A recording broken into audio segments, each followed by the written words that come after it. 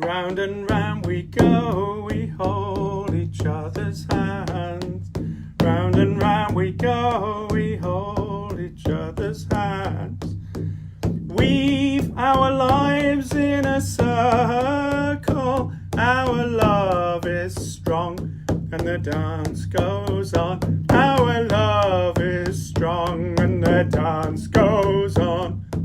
Round and round we go, we hold each other's hands.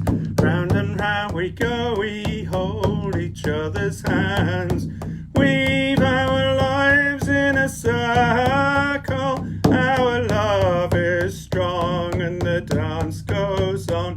Our love is strong, and the dance goes on. Once more, and I invite you to join in.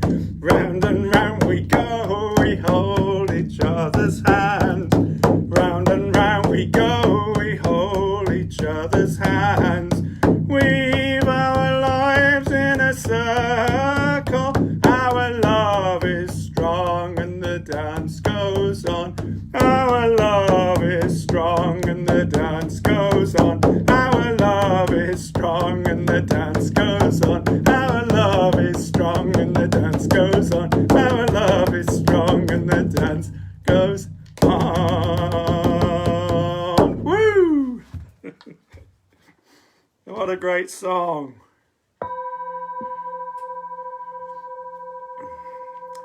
So welcome, one and all. I'll only catch the last 2 or 3 of you going through. There's several of you gone through. Yolanda von Neukamp, Rachel O'Reilly, Lucy Hassel, and anyone else there. I know there'll be a good few of you. 13 of us from the looks of it. Lovely, magical number. So, big welcome. And it's Sovereign Earth 57. Gosh, where did the others go? This is all about bee wisdom and bee wisdom. B-double-E, bee wisdom, and B-E, bee wisdom. I've really enjoyed researching this program. I thought I knew a little bit about bees, having kept them as a beekeeper for 13 years, as it happens. I did learn a lot about bees, but there's so much wisdom in bees. I'm really excited, genuinely excited to share some of the stuff I've found is quite incredible and very much needed in this time. So a reminder, the vision of Sovereign Earth, for humanity to come to regard nature as being sacred once more. Oh, if only, if only. And the bee points the way. The bee really points the way. Here's a quote. Come, let us build the ship of the future in an ancient pattern that journeys far. Come, let us build the ship of the future in an ancient pattern that journeys far. That's by Robin Williamson. Some of you may know him from Incredible String Band days. He was crowned as a bard of the Order of Bards, Oveits and Druids in 1997, and I was honoured to be part of that ceremony. Just to get us in the... So I'm going to speak quite a lot about my own experiences and about what I've gleaned, but the odd quote doesn't hurt. In fact, this first one, takes on a special poignancy today. That which is not good for the beehive cannot be good for the bees. And that was written by Marcus Aurelius in, well, around 170, the year 170 or 180, when he was Roman emperor, one of 5 so-called good emperors, the last of the 5 good emperors, before it all went to rats. Yeah, well, that which is not good for the beehive cannot be good for the bees. What has happened this very day? What happened today?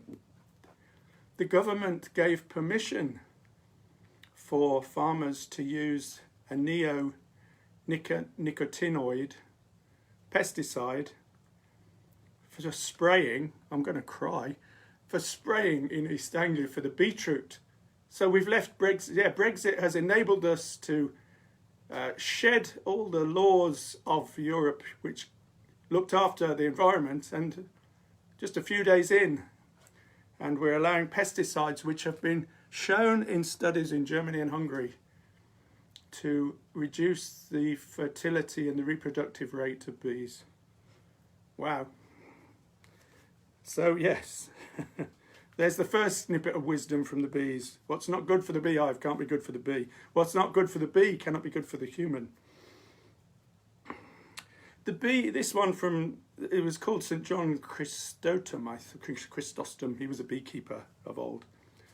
The bee is more honoured than other animals, not because she labours more, or not because she labours most, but because she labours most for others. I'm going to say that again because I got in a twist.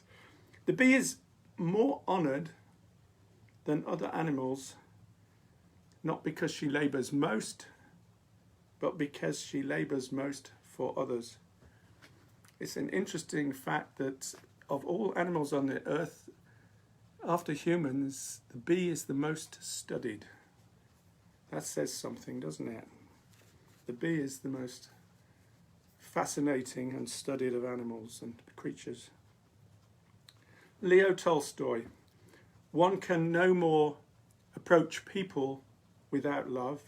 What wise words. One can no more approach people without love than one can approach bees without love. Such is the quality of bees. And we'll explore that. They draw out an instinctive admiration, an instinctive respect, and an instinctive love, as we'll see. I'm going to read, I could have said this myself. I will be saying plenty myself, don't worry, but this was a quote. I don't know where it came from, but I just enjoy it, and it sums up a lot of where I'm coming from and where we're going. Bees symbolize the work of the Druid. Like the bee that is guided by the sun, the Druid navigates by the light of her own higher self. She forages among the blossoms to bring nectar back to the tribe. She perfects her wisdom and then shares it for the benefit of all. So just like a bee. So yeah, the quote I put to in the invite at the start of this program. What is it? Ask the wild bee what the Druid knows, or what the Druid knew. I can't remember it exactly. We'll come up with it later. But ask the wild bee what the Druid knew. It's not ask the Druid what the wild bee knew. Ask the wild bee what the Druid knew. An ancient from the Scottish Highlands. John and Lynn, if you're watching, you're up in those parts, and that's the wisdom which we'll come into later as well. Just before I go on, a couple more quotes. I think they're worth just setting the scene. This Brother Adam kept bees on Dartmoor for many years. When I was beekeeping, he was very old, but he still supplied queen bees and swarms. And I think I probably had one of those swarms in those days. He's long gone now. But he simply said, listen to the bees and let them guide you. Yay. Okay. I'm going to share with you a few memories of beekeeping just because of the beauty and the relevance to my own life. Actually, later on, I'm going to share with you a tale of true bee wisdom, my own really deep lesson from bees. I'll share that later. Profound for me, and I think it has wisdom and lessons for all of us.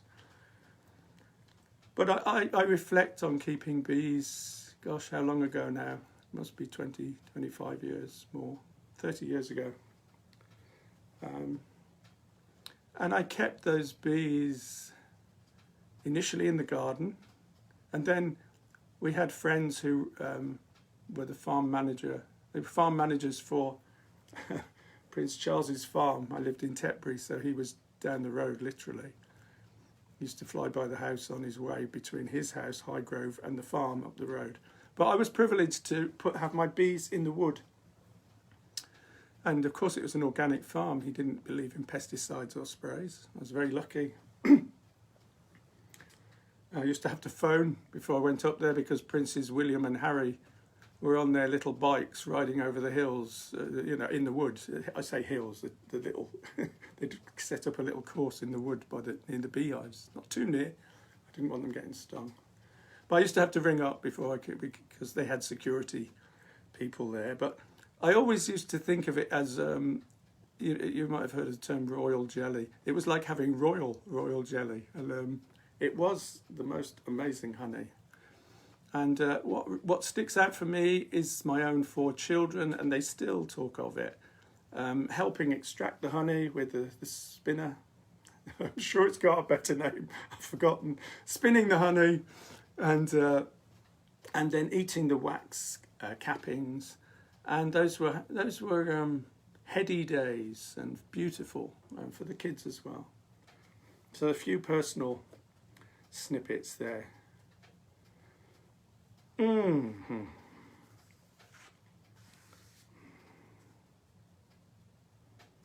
So let's see. Do I have another song, or do we go into some other?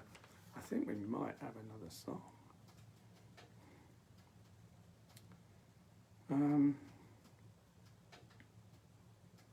Oh no, I've got another couple of things to say.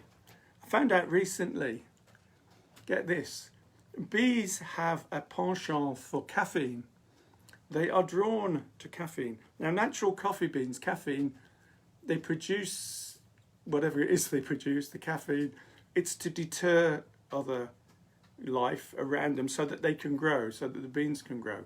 But just as I'm personally not a coffee addict, or coffee doesn't like me, it makes me feel nauseous. But I have many close people around me who love coffee.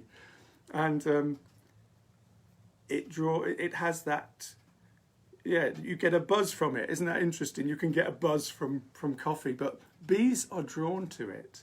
And they've done studies that it has a similar impact on their wee brain as it does on ours. Bees' brains and our brains are similar in some way. Isn't that fascinating? How curious. How curious. So, I'm going to share a few facts about bees just because it's so startling, and you might even have heard some of these before, but they bear going through again, and then we'll have another song. So 40 grams of beeswax, can be sculpted into these magical hexagonal structures, it's magical engineering. It's the best, it's universally inspired. It's the pattern of the cosmos in the beehive. So the hexagons are not just beautiful aesthetically, it's incredibly strong. I wish I'd brought some here, but I don't have it. It's incredibly strong. And 40 grams of beeswax can create a structure that can hold 2,000 grams of honey. That's pretty stupendous on its own, I think. For beeswax, which is so treasured, and the monks of old in monasteries, they really valued. Beeswax candles are phenomenal. The smell, the effect. But for 1 kilogram, yeah, I'm working metric for this bit. For 1 kilogram of beeswax, you need 9 kilograms of honey. The bees make the wax by converting the honey. And to make the 9 kilograms of honey, the bees need 45 kilograms of nectar. Isn't that amazing? Just how we've learnt not to value things. Can you imagine how precious? It's like liquid gold, honey, literally. So, oh yeah, this is from I used to visit some old beekeepers on this place. It's Lippiat Lodge, not far away. So here's some honey, real honey. It's set, it's beautiful. And actually the tale I've got to tell happened at this place, but a long time ago. The tale is called The Bee Sting, and it's very curious. But 1 pound of honey, which we take for granted, that 1 pound of honey takes 1,000 bees flying 100,000 miles and visiting 4.5 million flowers. Just for that. My God. How amazing. How incredible is that?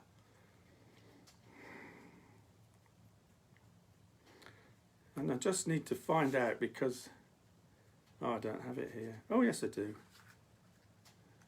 In a bee's lifetime, one bee will produce half a teaspoon of honey. I should have brought a teaspoon. Half a teaspoon, it's kind of like that much, isn't it? Half a teaspoon of honey, one bee's life. So the bee might work, it might live 6 to 8 weeks on average. In the midsummer, when they work themselves to death, they last about 3 or 4 or 5 weeks. Over winter, they can last 3 months, they can overwinter. But they only live a few weeks. They literally work themselves pretty much to death. They give of themselves so entirely. And the queen, yeah, so all the worker bees are females. Yeah, wouldn't you know it? The drones have one function in life. The drones are the males. Their function is procreation. About 45 drones will mate with one queen. And that's her maiden flight is pretty much her only flight unless she swarms later.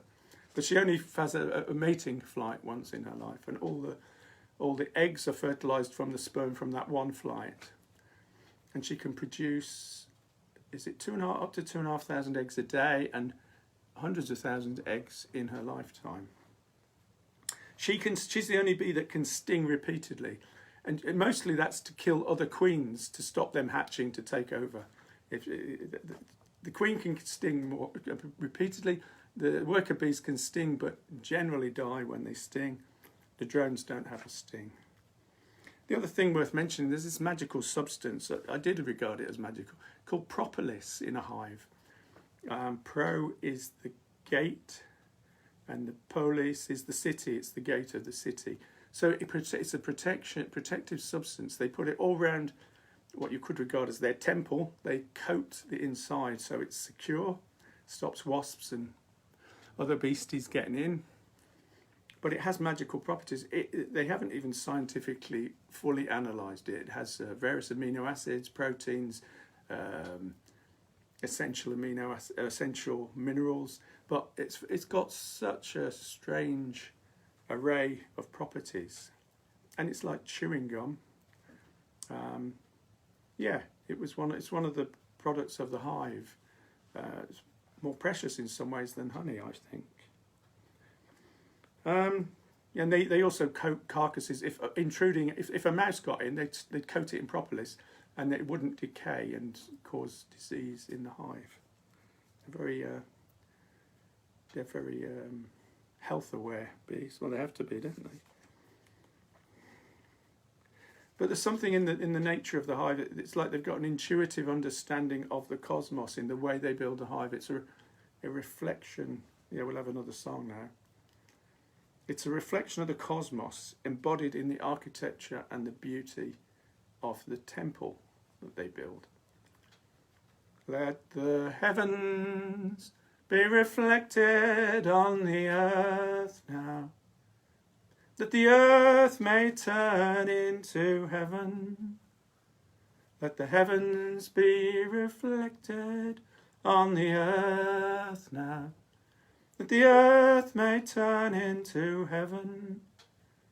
Let the heavens be reflected on the earth now, that the earth may turn into heaven. Let the heavens be reflected on the earth now, that the earth may turn into heaven. That the earth may turn into heaven. That the earth may turn into heaven.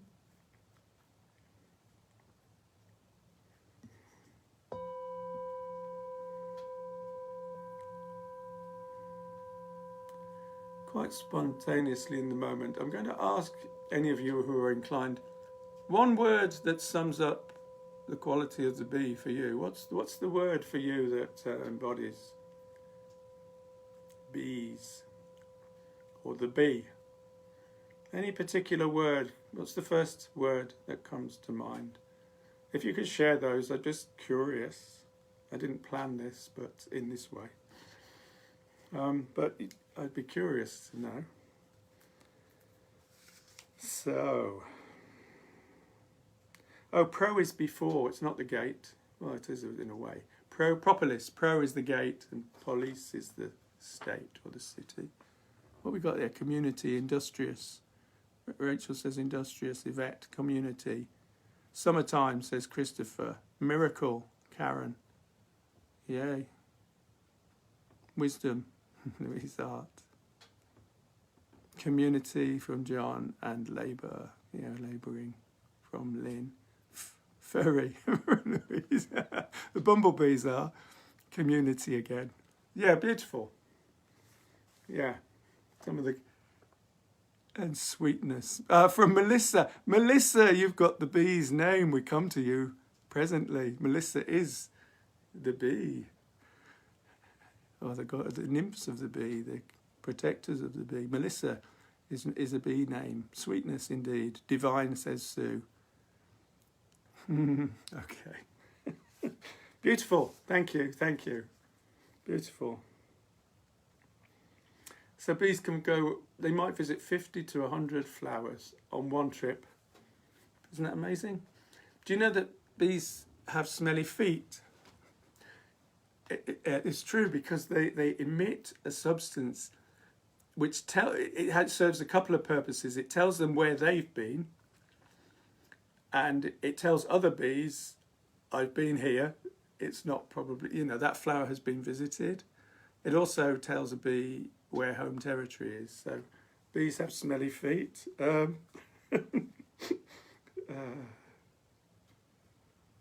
And bees have got 170, I don't know, they've worked this out, the science is pretty amazing in these terms. 170 specialised receptors for odour. So smell is really, they can detect a whole variety of odours, and that's to enable them they have such specialised skill in detecting the different smells of plants, particularly. 170 different odours. I don't know how they worked that one out, but that's what I gather.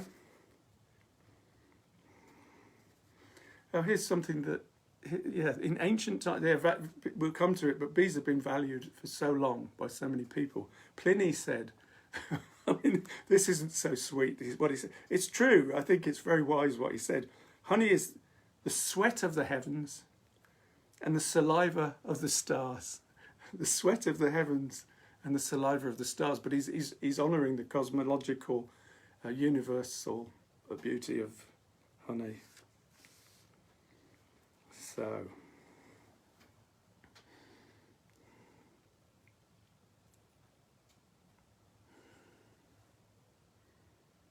I'm going to start. I was going to sing a song at this point, but I'm just feeling I wasn't going to sing the other song that I sang earlier. I tend to go with the flow, like the honey. Let's just dwell. I'm quite excited to share what I found out about the ancient bee law, the legal status of bees and the like. Anyway, so bees have been clearly valued throughout history, and how can we tell that they figured at all? Well, there's cave paintings in Spain which are 15,000 years old, and I don't know if anyone is from Spain, but 15,000 years old bee paintings.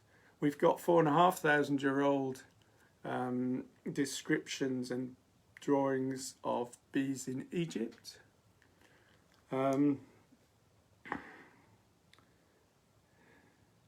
We've got Aristotle, the Greek philosopher, describes the use of, so they were clearly domesticating them then, he describes the use of hives and smoke to work the bees. The interesting thing with the smoker, as I go back to being the beekeeper, when they smell the smoke, the bees fill up with honey.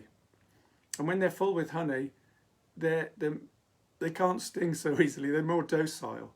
So they fill up with honey thinking there's a fire coming. They think, get ready to go. And the beekeepers utilise that to sort of suppress the bee's instinct to come and sting. So just a few hints at some of the wide acknowledgement and veneration of bees. So in the Mayan culture in South America, there was Musan Cab, and I've just made another connection which I have not spotted before, the Musan. Anyway, Musan Cab is the god of bees and honey. Now, I only spotted that as I spotted something there that I'd not seen before. I don't know if it's linked. It probably isn't. The muzzin in there. There's a horn, a silver horn used in Scotland called a mazer. It's not quite the same. Muzzin, mazer. Oh well. For drinking mead. Again, it's the link. Mead. I got some here. This is mead that I was gifted when I was teaching out in Germany a couple of years ago before all this crazy business kicked off. So, yeah, where's it from? Helderberg Mead Works. Thank you. Still intact. I don't know how. I'm saving it for maybe when we come out of lockdown, I think. Pan, the god Pan, was the god of beekeeping, apparently. I didn't know that. It figures. God of the wild, beekeeping. Here's a great one. The Kalahari. In the Kalahari, there were people called the San people.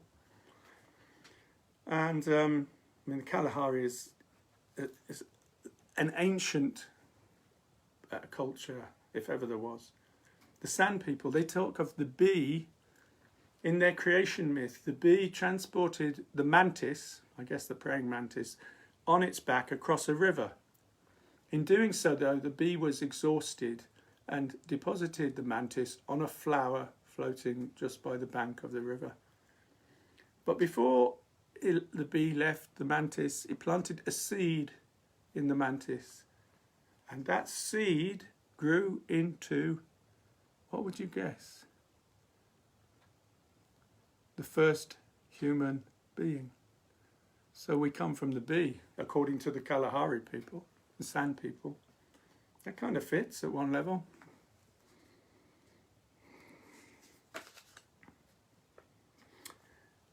In Egyptian culture, and some of you may know this, I think it's very poetic, but it's so true. They regarded the bee as tears of the sun. Tears of the sun. I could almost cry at the poetry of that. I'm very moved by poetry, as some of you will know. Tears of the sun, god Ra. And there were two cultures. There was Lower Egypt and Upper Egypt, and Upper Egypt was the king of the reed. You might have seen on some archaeological programs they have some of the great kings had a reed as their symbol. Lower Egypt was what was it? He who belongs to the bee. He who belongs to the bee. And there was a point in history where the two kingdoms were united, and they said, what did they say? Let's see. He hath united the two lands, the land of the reed and the land of the bee. This was 3,500 BC. The land of the reed and the land of the bee.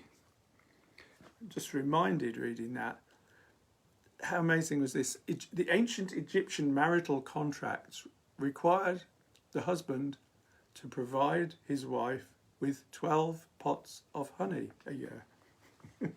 So it says, and that feels sweet. Okay. Right, moving on. So this is, I'm going to dwell longer on these lands, but just to Delphi in Greece, the place of the oracular centre, the real heart of ancient Greek culture, where I believe above it says, first know thyself and to that self be true. I might be wrong, but there's some special inscription above the Delphic oracle. But in ancient history, that was a place of the female. Later it was usurped by Apollo, who took on some of the bee goddesses, the Melissae. Yeah, you still there, Melissa? The Melissae. But originally, what was her name? The priestess. Well, I've read it, I came across it in different places as Phthia or Podia. And she was the chief priestess of the oracle. But the oracle was built in this amazing way. It was built, it was called the omphalos, and it was built like a beehive. So that the actual oracle, this sacred place, was built like a beehive. The main priestess was called the queen bee. We have queen bees around us today, but there's a different connotation. She was the queen bee. She had attendants called Melissa in singular. So we honour you, Melissa, if you're here. And they were attendants, but the whole thing was structured around the wisdom of the bee. And if people wanted insight or truth, in particular, it was a place to go to seek truth. They would ask their questions of the bee, the queen bee, and she was in an altered state. Now, the suggestion is she chewed honeycomb, but it might have been mead that she was partaking of. She was certainly drawing on the wisdom of the bee. That was the essence of her wisdom. And I'm really passionate about this wisdom of the bee coming back into our culture. Part of my reason for this whole sovereign earth thing is what are the modules, what are the tilts on the tiller that can take us back to a wise and whole and heartful and loving place where the feminine is honoured. That was the other brilliant thing about the bee and the bee cults. Yes, they were cults, I suppose, yeah. But they honoured the feminine, they honoured the bee. And there's a beauty and a wisdom, and we'll come to some phenomenal wisdom presently, in my opinion. Time for a song, just because I feel there's a need for one. This is what comes up for me when I think of the bee. Humble yourself in the arms of the wild.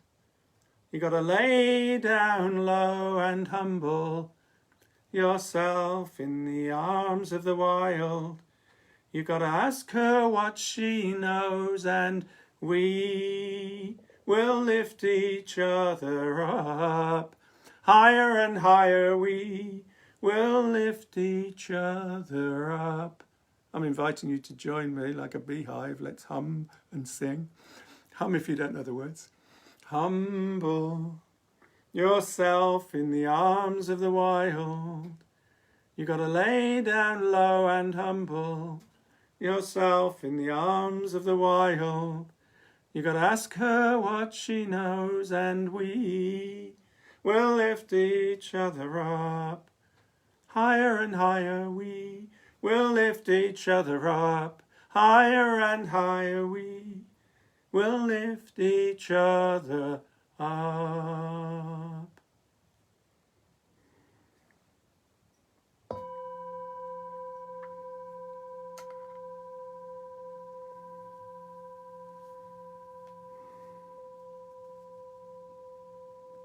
We talked about the Delphic bee. I could go on about Dionysus being torn to pieces and return as a bee, but I haven't got time. There's enough stuff here for a week's course. I'm having to sift.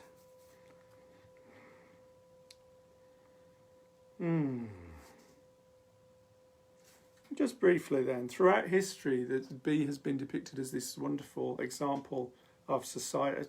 Yeah, I mean, it's a model of how a balanced and healthy community can operate and pull together. They're all there, they're serving each other, serving the greater good. And Aristotle, Plato, Shakespeare, and many others, Tolstoy, they've all praised the bee. The bee figures greatly in literature and in philosophy. Homer, the Greek writer, Homer's, what was it, Hymn to Hermes. In his Hymn to Hermes, he describes 3 bee maidens with the power of divination. This harks back to the Delphic oracle, although it's also the ancient Minoans had this a similar thing. They too were devoted to the bee. Anyway, in the Hymn to Hermes, and the key to it is, and I've alluded to it already, it's about speaking the truth. The power of divination and the way the bee maidens would speak the truth. Oh yes, honey, according to Greek legend, was discovered by a nymph called Melissa.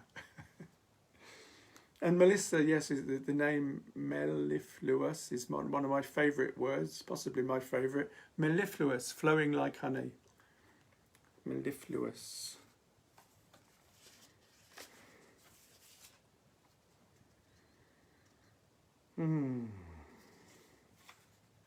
Okay.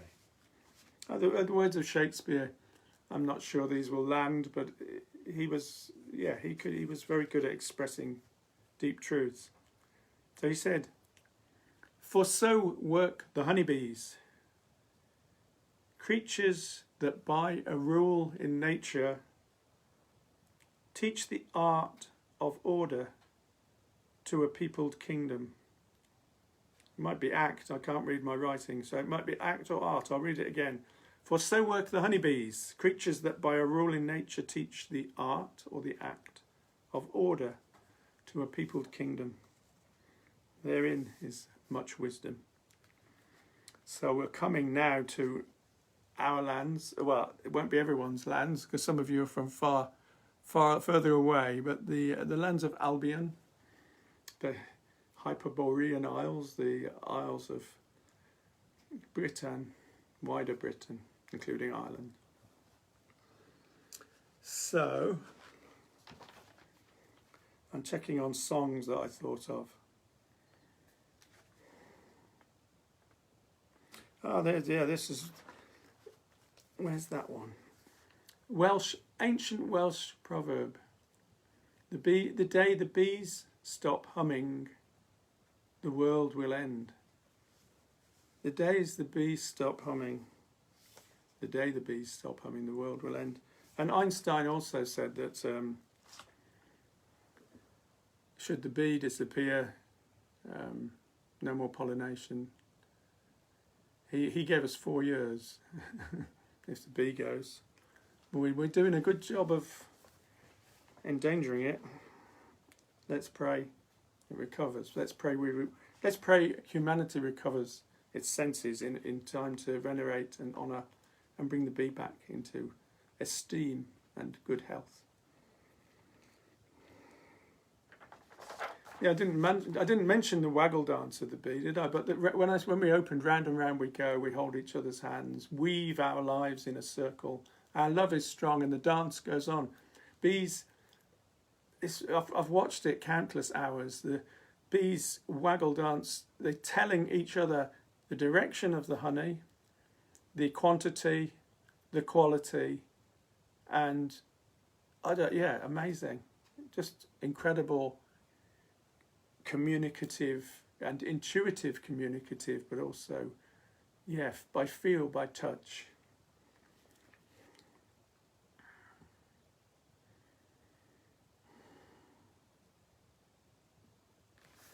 Okay.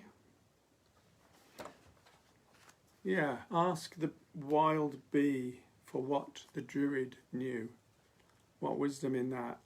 So, yes, as I said, that comes from the Highlands of Scotland. Ask the wild bee for what the Druid knew. But in Scotland, they found evidence of mead from 4,500 years ago. I doubt the mead was, yeah, it wouldn't have been mead. It would have been traces somehow of mead, perhaps in some vessel or cup that they discovered. 4,500 years ago, people of those lands, of our lands, were drinking mead. I'll say a bit more about mead at some point because it is a magical substance. So the Welsh bards of old are recorded as calling these islands as a whole the Isle of Honey, the Isles of Honey. And it was renowned for its sheer quantity of wild bees. These lands were renowned for wild bees. There is a suggestion that the Celts actually came over, invaded because of the bees. The black bee was renowned, the British black bee, still is actually. I had black bees when I was beekeeping. They were much, what was it? More placid, not so likely to sting you, but they were really good workers. Unfortunately, a lot of them succumbed to varroa, a disease that came in 15 years ago. No, more than that. No, it was mid-90s. Anyway, 25 years ago. Killed off all my hives at that time. And that's why I stopped beekeeping, because I moved in the world. You can't keep bees if you're on the move a lot. But isn't it interesting, the Celts may have come specifically because of the black bee. But there is the ancient law of bees with acting as messengers between the worlds. This capacity to be a bridge between the secular and the mystical, between the everyday world and the other world. But of course, yeah, for wise, the wisdom of the bee is that there is no difference, that one reflects the other, each is dependent on the other, each is interwoven in their Waggle Dance in the figure of 8. The wisdom of the bee. So Highlanders in Scotland, the old stories. My dad came from up there. He didn't actually tell me this, but I can imagine him telling me this. The Highlanders, they're regarded in sleep or trance or death. The belief was that the soul left the body as a bee. So there was this close connection between soul and bee, and the other world, the bee as the transitioner, if you care.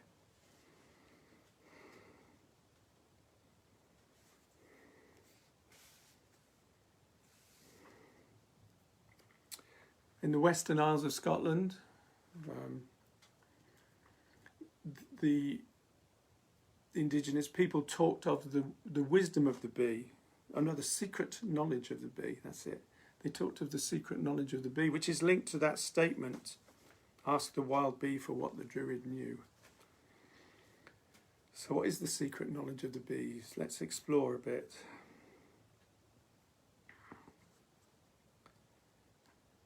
I mean, it's interesting, I'm just reflecting some connection. In the Middle Eastern schools, mystery schools, there's a saying, si sapis, sis apsis. So it's S-I-S-A-P-I-S, si sapis, and then it's S-I-S-A-P-S-I-S, sis apsis. It means if you would be wise, be a bee. If you would be wise, be a bee. Si sapis, sis apsis. It's fascinating, the language, the words are almost, well, they're the same letters in different order. Anyway. Right. So a couple of things just to set the scene before we delve into the lore, the old lore of the bee. So there's tales throughout these lands. I suspect they were much more widespread before it was suppressed. England as well was known for its bees, as well as Wales, Scotland and Ireland. So in Wales you've got Henwen, the mythical sow of, I won't say this right, Welsh people forgive me, the mythical sow of Dathwyr Dalpen left 3 bees and 3 grains of wheat in Gwent, the county of Gwent. And according to tradition, the best honey and wheat now comes from Gwent. Who knows? But that's part of the Welsh myth. Also from Wales, Owain, the Prince of Powys, had a hunting horn, a silver horn, and he drank his mead from that. And there's many similar horns like that have been found, especially in Southern Ireland, especially around the area of Kilkenny. Ema, if you're watching from Kilkenny, you won't be watching, but you may watch at some point. Kilkenny is where Ema lives, but or near there. These horns have been found and were mead horns. In Scotland, they're called mazes, which I talked about earlier. I mentioned it. There was a king of Wales, could have been one of my predecessors. I bear his name. Howell the Good, he was called, and he introduced laws around beekeeping, especially around the mead maker and the role of the mead maker, the production and the way mead was produced and dispensed. And the mead maker had a great life because he had a horse, a house, and kept the mead. Finn McCool in Irish legend, he was given mead in a silver horn to sedate him, and he was tricked into marriage, but that was mead. Honey cakes are made to appease the other world, to appease the shining ones. That's honey, again, ancient link. Bridget, the goddess Bridget, yes. Well, she's reputed to have, before Jesus' time, she's reputed to have turned water into mead, not wine. Water to mead was her claim to fame. But she also, that's it, the magical nectar that she bestowed on the world came from the other world, from the apple orchard of the other world, where even the rivers and the streams were rivers of mead. Again, mead, honeybees permeate the whole of that mythical world and that culture. There's many other examples. I haven't got time. Loads of examples. Just one of them. One of the children of Leah, what was her name? Finula. Children of Leah, they were turned into swans, and one of her greatest sorrows was in remembering when she was immortal, when she was person rather than a swan, was her memory of mead. Interesting. Like I say, there's all sorts here of stories and myths around mead, honeybees. One of the key ones, though, the Song of Amagin, which is an ancient tale, ancient poem song of Ireland, of the Irish land. It speaks of the wonders of the land in Ireland, and it celebrates the stag, the salmon, the heron, all the animals, all the great wonders of Ireland are celebrated, including the bee. But would you believe the bee is celebrated twice? The others only once. And those two lines, and this is really fascinating for me because it harks to the Egyptian, the Egyptian origin of the bee. But in the Song of Amagin, I am the tear the sun lets fall. I am the tear the sun lets fall. These parallels between Egypt and Druidic and pre-ancient culture, great links everywhere. The other line from that poem, the Song of, I know I'm not pronouncing it right, please forgive me, Amagin. I am the queen of every hive. And it suggests the importance of the bee in this link with the other world, much more than a mythical beast and a mythical creature. It's the link with the other world.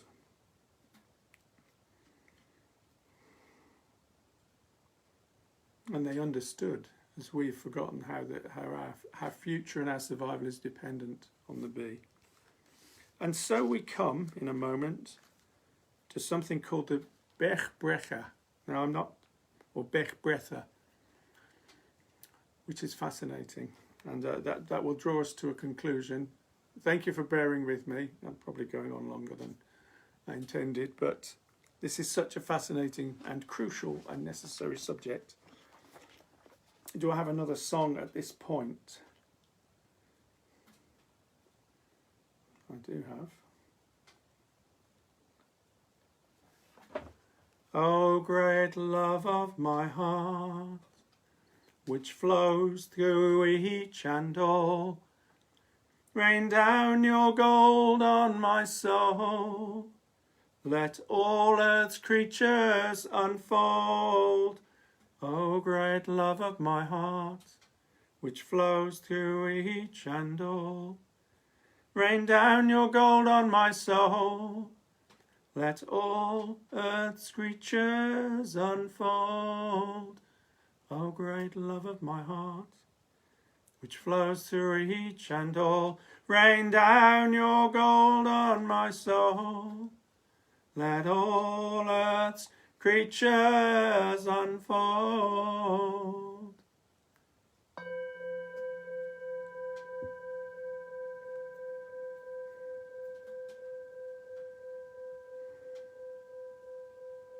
I'm just seeing that. It's like tears of the sun. Bees as the tears of the sun.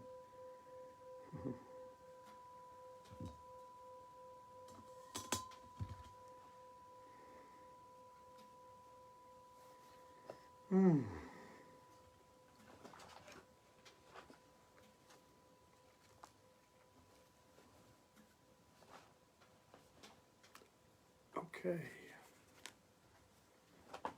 So here's a conundrum. I've just gone and lost my glasses. While I'm thinking about that, I'm having a drink because I'm slightly dry.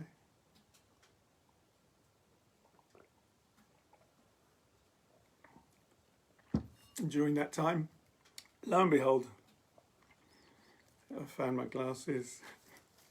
So here we come to the nub of it in many ways. This Bech Bretha,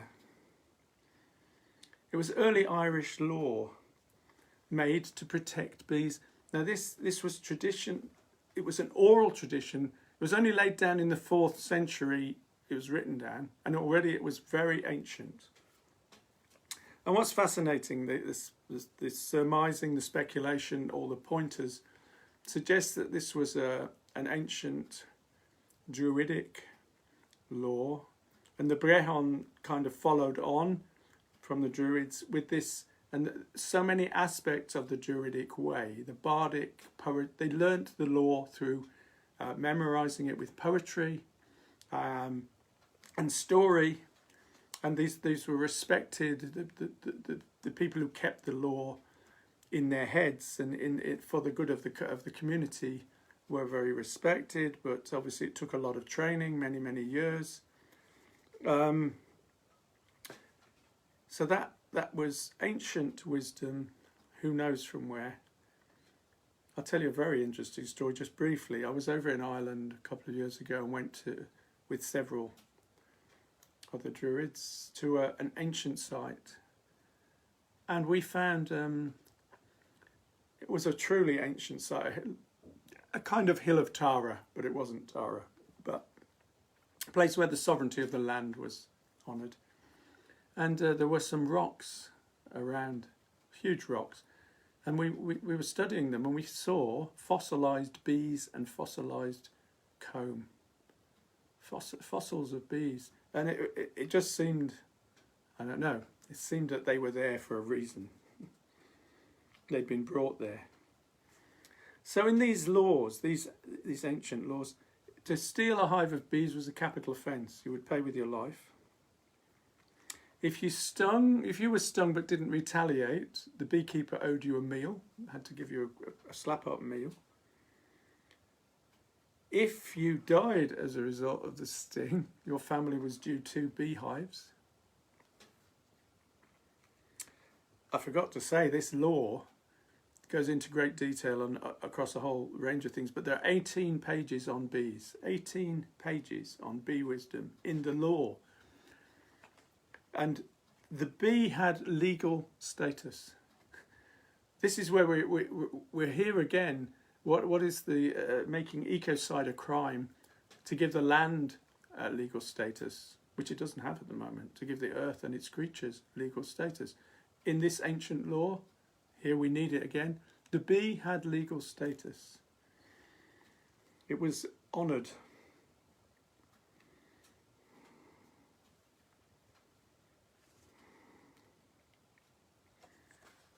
I'm just thinking around that legal status. People were, I don't know, I don't suppose they were so much ordered. They incorporated the bees as a member of their family. The bees were literally the beehive was a member of their family. Every family was expected to have a beehive, or maybe they found it beneficial to have a beehive. You would, and they didn't need to police this law. It was inherent. The people respected and understood it, because I think they understood. They were much more connected with nature. It was a law that didn't need police in order to be honoured. It was understood. I guess the pressure of, and the peer pressure, community, if that was the law, you followed it. So this Breather, again, I know I'm not pronouncing this anywhere near right, but please forgive me. It's the Irish for bee judgments, apparently, the bee judgments. So the bee was the law. So ancient writers noted that there was apparently a preponderance of bees in those lands. Actually, it's a slight digression. In Wales, Caesar is reputed, when he went to Wales, he met this ancient Welshman. He said, "What's your secret?" And he said, the old guy replied, "It's mithglin on the inside and oil on the outside." So he drank mead. His secret was mead and some oil. Who knows? Maybe propolis, I'm guessing. But no, I don't know. But he had a secret to his age. So the Breather, the bee judgments, it has 6 terms at least for wild swarms. If you found a beehive, a swarm of bees near your neighbour's house and brought it back, 3/4 had to be given back. If you found a swarm of bees on common land, 1/9 of it had to be given to the chieftain. If you were kept a hive in your garden, you were obliged to give some honey to the 4 nearest farms had a share of your honey, and every 4th year the farm would have a swarm. So each year the family would give a swarm to that farm. There's a whole host of other things, but you get the idea. It was completely ingrained in their life.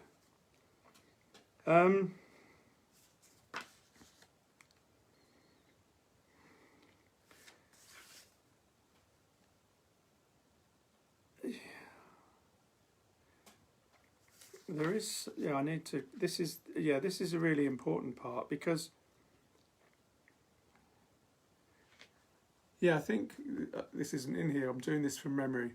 I think when it was written down in the 4th century that I talked about, it was called the Senchus Mór. It was given a name. I've forgotten what that means. But the whole thing about the Beth Brecha, originally it was called the Fenichus. Again, I don't know if something, what it meant was that which relates to the Fena. And the Fena were the free classes of people. The point here is the whole basis of the bee law was egalitarian. It was for the good of all. Quite incredible, really. And this bee law, in terms of laid down law, it's second only to Sanskrit in terms of its age. It's really ancient. And I think I'm pretty much there, but let's see. Oh, the other thing I need to say about this crucial thing about telling the bees. Wherever you go,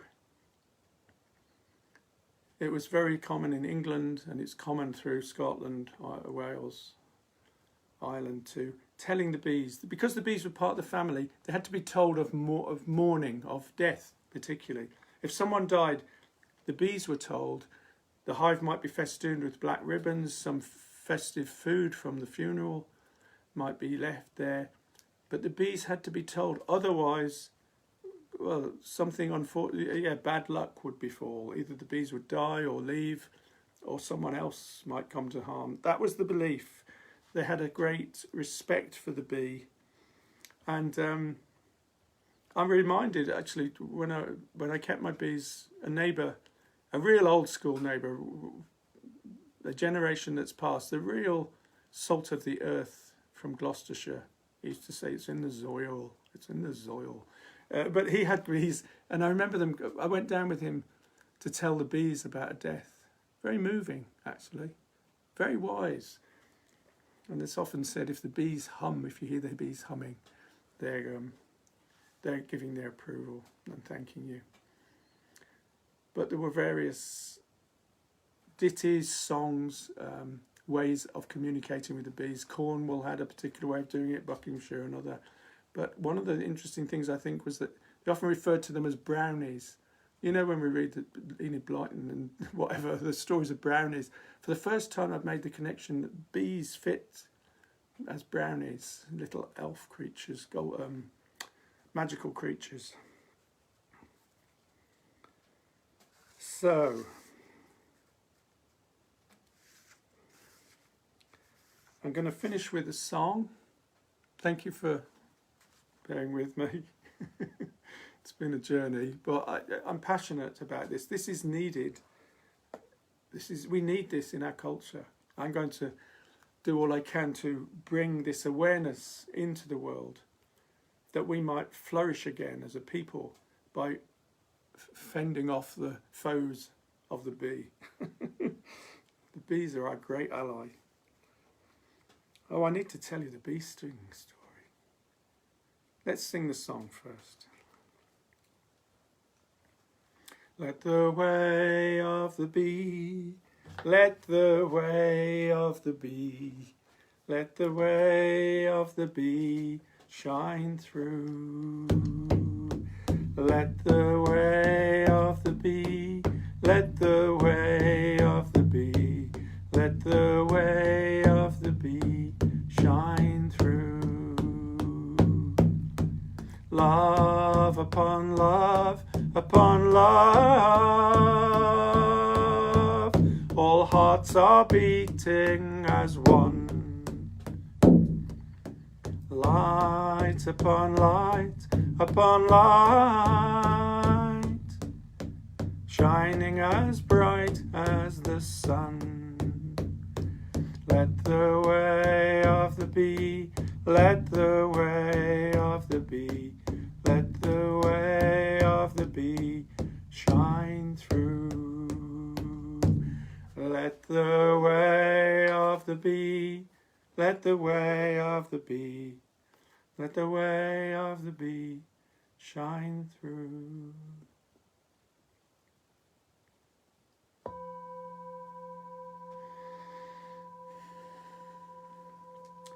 So just briefly, my bee story.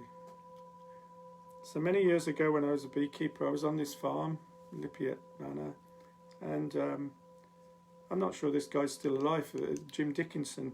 He was there. I'm not sure he was the beekeeper.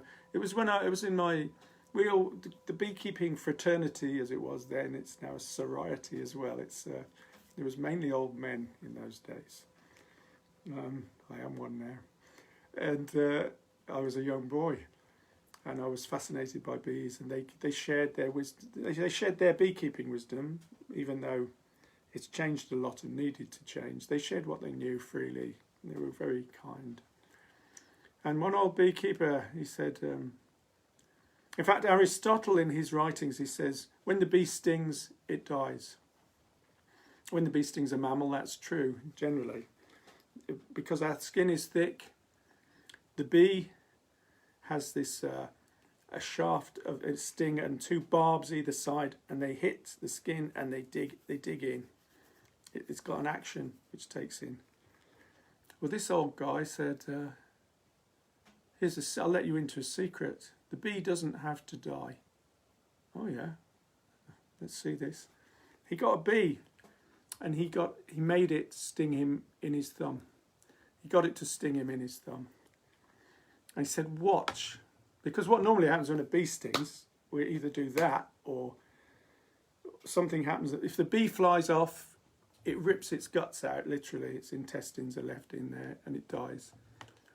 But he said, you could see all the poison pumping in, and he's going, oh, it was hurting him. But he said, watch. And the bee wove in a dance, well, it did a circle dance. It unwove, I think it was anti-clockwise. It doesn't really matter. In a circle, it unwound its harpoon-like sting, and it flew off.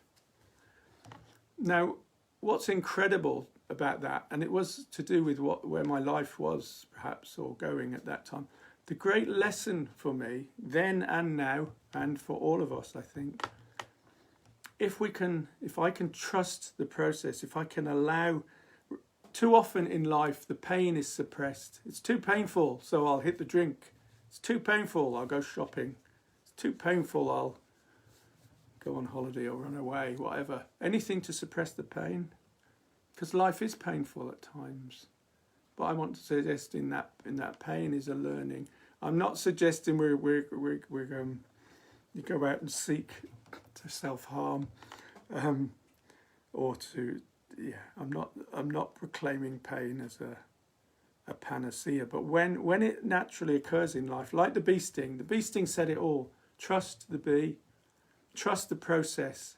If I can sit with it, the bee will unwind his sting, and life, there will be gold in the teaching in it. That was my bee teaching, and I'm eternally grateful for that, because it's sat with me and it's been a good lesson. I think the bees have many thousands of snippets of wisdom. That's just one. I say again, si sapis, sis apsis, if you would be wise, be a bee. Khalil Gibran. This is the last quote. Khalil Gibran, he says, for bees, the flower is the fountain of life. For flowers, the bee is the messenger of love. I want to say it once more and then I'll finish. For bees, the flower is the fountain of life. For flowers, the bee is the messenger of love. So I've left, believe it or not, I've left out as much as I've put in this night. I'm really grateful to the bee, to all of you. If any of you have managed to stick it through, I salute you with your perseverance, and sending lots of love. And let's blow this candle out for the bees, for the bees. Love to the bees and to all of you. Good night.